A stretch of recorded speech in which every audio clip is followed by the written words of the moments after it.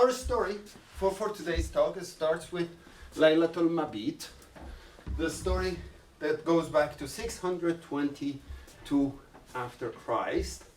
And this is the time when, for about 13 years, Prophet Muhammad has, in the city of Mecca, started his exciting venture, something that would later be called Islam.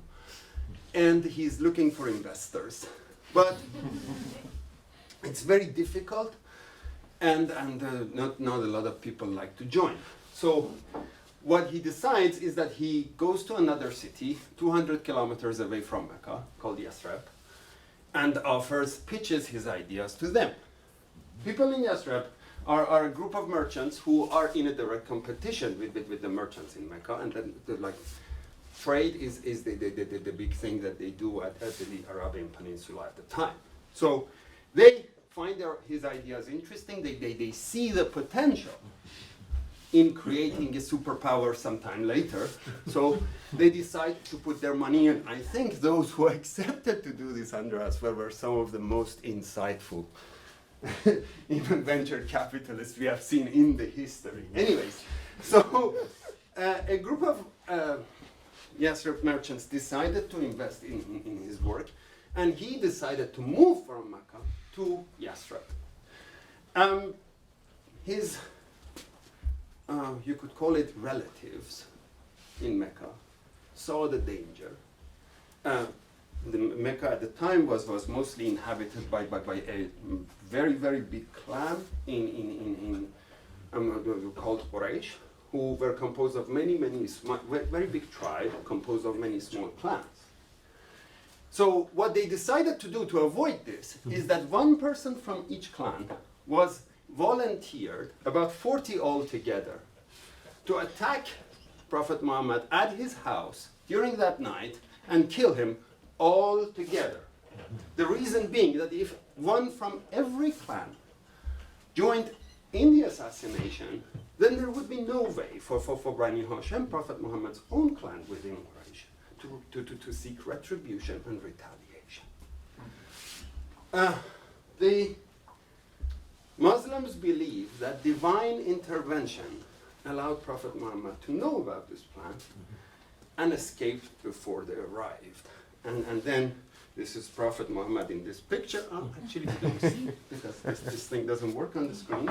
But this is Prophet Muhammad and his best friend, Abu Bakr Siddiq, who overnight took the travel, and then we know what happened after that. But this story, I think, shows you a number of very important points for my talk today. The first one, perhaps, is that doing things together is very, very hard. And most probably, coordinating 40 people to assassinate someone without someone leaking it out is almost impossible, right? But at the same time, also shows you why coordinating things together is worth the effort. Why is it that those people decided to join forces together and do this all together? Whereas if they had just sent someone, the way assassinations are done now, and most of the times, to kill the guy, none of this would have happened now, right? We could think of it that way. But it shows you that by joining together, they had a plan that critically depended on being together. And we are going to be showing you some data, some ideas about why is it that working together matters. The simplest one is that what can be described in this advertisement of Skype in London Underground in Bank Station in May 2012. By the way, does anybody use Skype nowadays? No, I don't think so. But anyways, so back then the advertisement said, why work alone when you can collaborate, right? And the question is very, very relevant, and we are here to answer that. This is interacting mindset, right? And Perhaps one of the most famous answers to this is what was given by Marquis de Condorcet, the mathematician and political philosopher of the 18th century, French Revolution, who made the first eloquent argument that if you do things together, you're going to be more accurate. You're very likely, much more likely than alone, to find the correct answer to the question, why should we collaborate? And by the way, this one is Marwa Zain, who you will see in more through the slides. And I think here, Interacting Mind Center has made a big contribution to this argument. Many people in this room are present who have papers in that list that have contributed to the idea that if people work together in tasks that involve ground truth assessment, finding out the correct from incorrect, making a decision that involves, was there a signal in the noise that I just perceived, you do not need to go far to be convinced. And we have quite a lot of evidence arising from this place. By the way, it's very nice to be back here. It's very nice to see all of you. But this is Charles Mackay from Scotland, 1842. And he says, if life was that easy. And the reason for it is that Charles Mackay has published this book, Extraordinary Popular Delusions and Madness of Crowds, which is still a bestseller on Amazon. It's a wonderfully entertaining book. It has chapters on hipsters and their beards. And it has chapters on Israeli-Palestinian conflict, which back then they called crusades.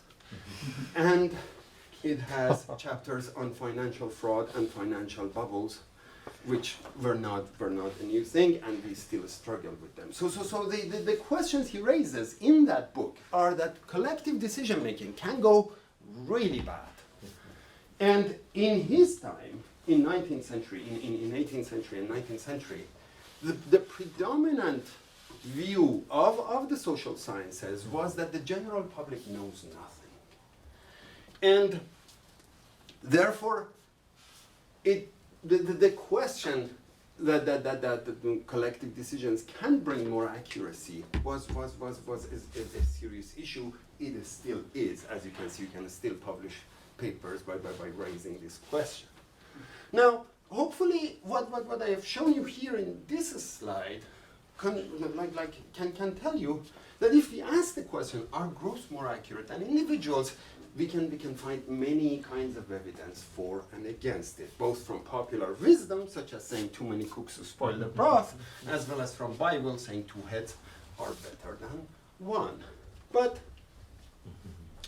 the claim of my talk today is that accuracy benefits of collaboration are not given, that they may or may not happen. And hopefully we will make another what we have done, let's say, is that the first person who came to me with this question was Marwa. Marwa Zain is from Lebanon, and he came to us after having done her PhD in Paris and brought this question and said, I don't think that people really work together for the sake of getting better in a visual search in a dark room, as we had tested here in an Interacting Mind Center. So he wrote a review article, which was published in 2019, in which he gave a taxonomy of all of the reasons that we could think of from different parts of the literature, social psychology, from group decision making, management, etc., that gave a taxonomy of reasons why people make decisions together. And some of those did fall under the accuracy benefit or effort benefit, but some others did not. And the thing that was most interesting for Marwa, the thing that the review and the opinion paper and her subsequent work with us really focused on, was that the outcome benefits of collaboration are much more consistent and predictable. You may or may not do well together as a group if you're doing visual search. And that we have known ever since we started. For example, papers that we did with Christian and Ricardo, we showed that there are groups who fail and there are groups who do better. We showed in works with Karsten and Dan Bang that there are biases in collective decision making that can get the groups to do worse than individuals. But the key claim here is that outcome benefits are much more sustainable and stable. And most importantly, what we are looking at is going to be the effects of responsibility. In other words, what we hope what I hope to convince you is that two heads may or may not be better than one, but almost always two heads are better off than one. And what I want to show you is evidence that these outcomes are both material and emotional. So let's start with an example of material benefits of collective decision making. This is the work some work that we did a couple of years ago now in Munich. This is Anita Keshmirian and Fairy Hushman and Ophelia you have already seen today. So here in this work, we wanted to look at people's judgment of punishment and how people assign punishments to when they are put in a position of judgment. In this work, they were given stories like this one that you see here. Stacy, Anita, James, and Kate are going rock climbing, and they are going to use harnesses to scale a gigantic cliff. Kate starts to put on the new harness, but the clamp on the new harness is subtly flawed. So the whole harness is incredibly unsafe to use, but the clamp on the harness does not audibly click into place, and Stacy, Anita, and James all realize that the harness is malfunctioning and not safe to use. Kate doesn't realize, wears the harness, and halfway off the cliff, the harness gives way and Kate plummets to her death. Right? So this is one story in which we have three people, you could say, commit manslaughter together or not. The alternative is that Stacy and Kate go together and Stacy is the sole murderer.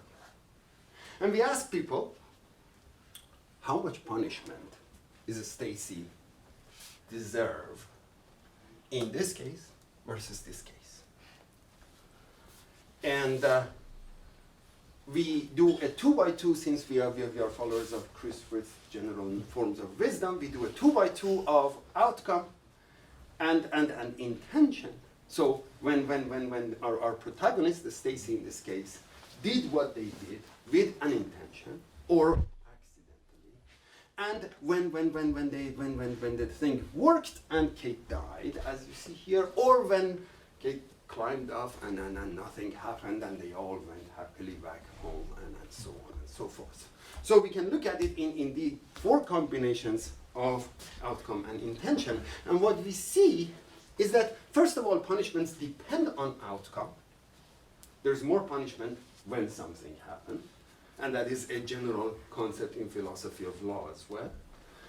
And hopefully that's one of the good things. People are rational when they do the same thing as a judge would do in a court of law. But more importantly, most punishment is given when the damage was intentional and harm was done. But this damage, in both cases, when the damage was done, more punishment is assigned to Stacy when she was alone. When she was together with others, less punishment was assigned. Right? So this, I hope, is a material benefit of collective decision making. Evidence for material benefit of decision making, collective decisions, doing things together, that I hope I have given to you. Right? Any questions about this study? Anything that before we go to the emotional part? No? Okay. So, for the emotional benefit of collective decision making, we are going to focus on the feeling of regret. And to define in the psychology lab, what people take as regret is that there has to be two components for us to say that the feeling of regret has been invoked. One is agency, knowing that you could have done differently, and the possibility of counterfactual outcome, that outcomes could have gone otherwise. If we combine these two things together, then we can have a psychological paradigm that creates feeling of regret. And in this case, we are going to be looking at anticipated regret, not perceived regret. We are going to be, and I will define functionally what we mean by anticipated regret in a second, but what we are going to look at is whether anticipated regret is a smaller or bigger under collective versus individual conditions. So how do we measure anticipated regret? Let's start with this question. You're given two lottery options, a blue and a red ticket, and you're asked which one of the two lotteries do you want to buy. One gives you 50 euros for 75% and 100 may lose you 150 for 25% chance. The other one gives you 200 for a chance of 33, and you may lose 100 for a chance of with a probability of 67%, right? So let's say first that their expected values are equal, and they are equal to 0, right? We know that. If you just multiply the numbers, we know that the expected values are 0 in both cases. One has higher risk because there is more variance, that the probabilities are closer to each other, and the other one has a slightly lower risk. But let's compare these two lotteries from another point of view, and that is, what is the worst thing that could happen if I choose one or the other? Let's say I choose the red ticket. If I choose the red ticket, what is the worst thing that could happen to me? The worst thing is that I lose 100, and counterfactually, if I had chosen the blue, the best thing that counterfactually could have happened to me is that I could have won 50. So the worst case scenario is that if I get the red ticket, I might be 150 euros off, right? But worse. But if I choose the blue ticket, I might lose 150 and the other ticket might win 200. So the worst case scenario of buying the blue ticket is much worse than buying the red ticket. Everybody agree on this? Is this clear? Do we want to go through the numbers again? Okay. So by comparing which ticket has a bigger worst case scenario, we are actually looking at our anticipated regret. If I choose the red one over the blue one, then one experimentally we could say your choice has been influenced by your anticipated regret, right? Now, of course, when you do this in the lab, you can vary these numbers. You can design your experimental design very, very cleverly, the way that Giorgio Coricelli and others have done in many experiments. And then, hopefully, you can decompose and deconstruct the contribution of risk that we saw in the previous slide, anticipated regret, and expected value. And you can do this as Marwa did, let's see, in collective versus individual conditions. So at first you're given, in one case, you're asked if you want to play with the collective or you want to play alone. And then once you have decided, for example, to play together with the collective with a majority vote, then you're given the two lotteries, as in this case. You make your own choice, and then in the next frame of the trial, you will see if the majority vote agreed with you or not. And then if they agreed with you, you play the same as you had chosen. If they disagree with you, you go to the one chosen by majority vote, and you see the outcome, and so on. And so you return, and you do this many times until you get enough power to get the impact of expected value that you see here. And this shows you very nicely that people do care about this expected value. That is very reassuring. People understand the lottery and they go for the item that has better value. These are, by the way, parameter estimates from the regression model. But importantly, when you look at the impact of anticipated regret, we see that people are driven more strongly by anticipated regret when they are making decisions alone. Okay? So this can tell us that impact of that here is an evidence that when you are together with others, there is less of an emotional burden of the decision that you're going to make on you compared to when you make those decisions alone. Right? Now, last study that we will discuss. Collective decision making, we understood these impacts. But what happens in the brain when these kind of things happen? Marwah's hypothesis was that collective decision making reduces the neural signatures of agency, as we just saw in the case of regret, in the case of which we know depends on the feeling of agency. And the good news is that if you're using MEG like Marwah did, there's very good ways to measure the feeling of agency or the neural correlates of feeling of agency by looking at feedback-related neural signatures of knowing about feedback.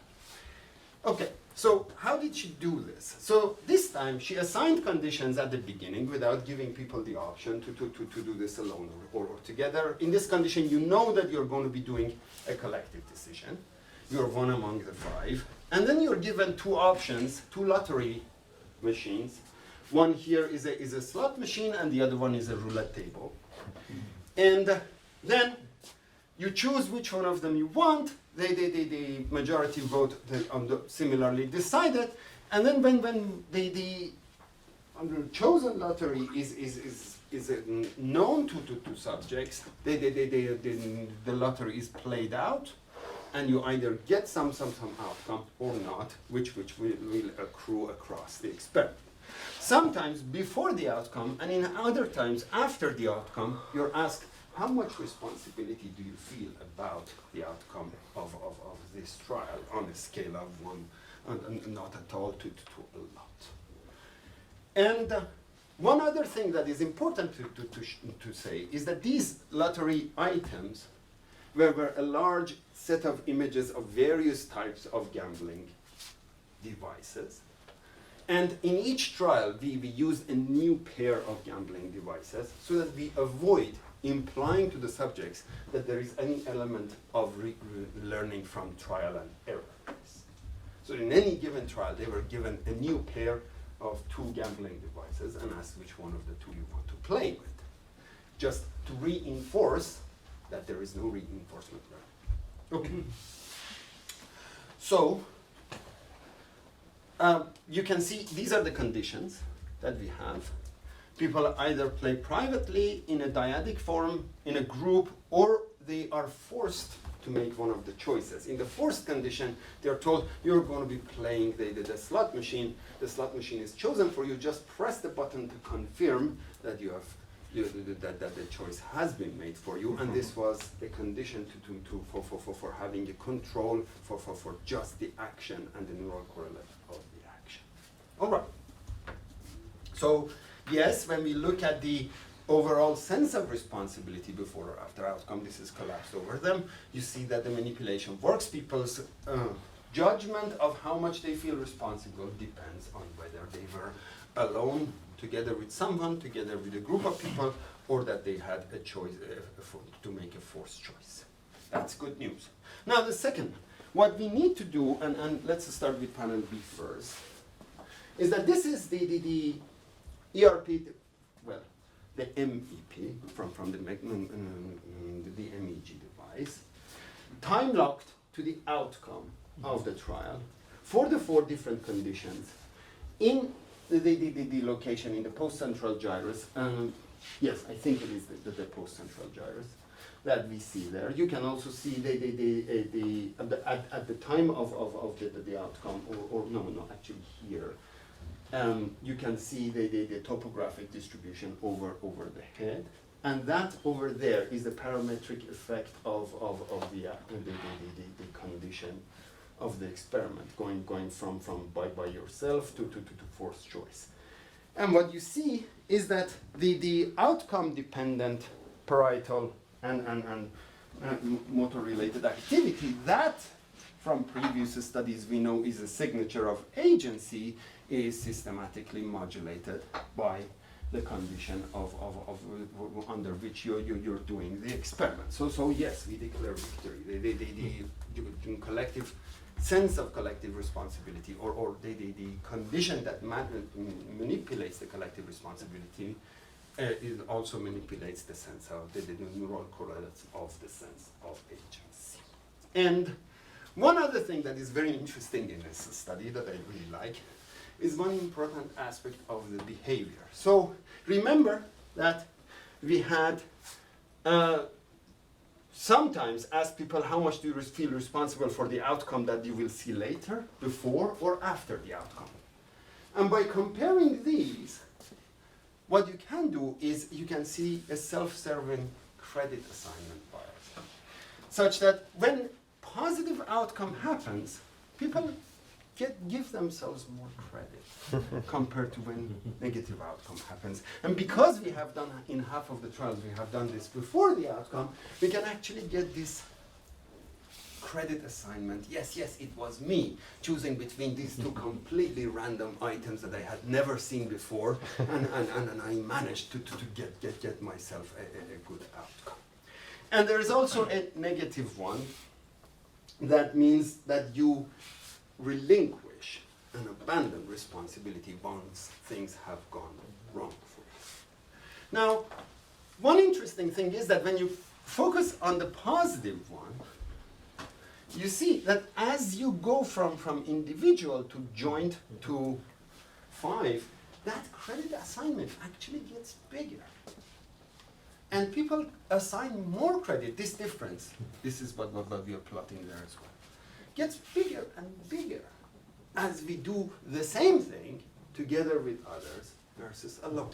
And I think this is, a similar thing doesn't happen in loss. But as my friends in value-based collecting, the decision making, tell me that loss and gain are always very different, and you do not need to worry if you see some asymmetry there.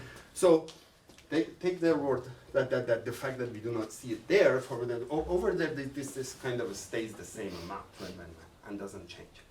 But when it is interesting that when you see that in the domain of winning something together with others seems to make you feel more important. For a lot of times, I'm reminded of how battles of author contributions change after the paper has been accepted. And because when the paper has been, this is like when the paper has been accepted, and suddenly you see that people start to feel that they have contributed more than they had if the paper was still under review. So, okay, so let's go to the summary. Collective decision making may or may not make us more accurate. That we knew beforehand. I didn't need to come to here to tell you this. But it does protect us against punishment. And that is really good. And it reduces regret. And that is also good. And it helps us claim more credit when there has been success. And in the brain, it reduces the neural signatures of agency when we look at feedback-related negativity. And with that, I say thank you to all my collaborators, especially Ophelia, who is here, Chris Frith, and Marwa Zain, who has done most of the work that you saw today. Thank you so much.